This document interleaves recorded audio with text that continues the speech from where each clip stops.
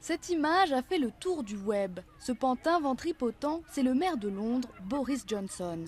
Il s'est retrouvé suspendu à un fil pendant 5 longues minutes alors qu'il testait une tyrolienne pendant les JO. Boris Johnson a l'habitude d'amuser les foules. Cette année, on l'a vu danser à la gare de Saint-Pancras. On l'a entendu comparer le site olympique de Stratford à un village méditerranéen de vacances ou encore taquiner François Hollande sur le compte des médailles olympiques.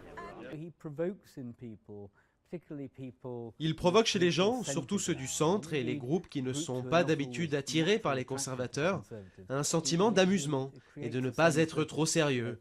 Et en Grande-Bretagne, ne pas être trop sérieux, eh bien c'est une bonne chose. La presse l'a déjà rebaptisé Bojo le bouffon, mais ses excentricités cachent de grandes ambitions. Certains le voient déjà en bonne position pour remplacer David Cameron à la tête du Parti conservateur, voire même à Downing Street.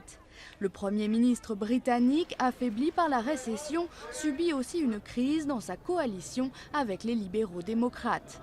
Et les JO de Londres ont une fois de plus dirigé les projecteurs sur Boris l'excentrique. Je pense que c'est une belle démonstration de ce que l'on peut faire si l'on se prépare des années à l'avance. Et c'est aussi une belle vitrine pour les industries britanniques.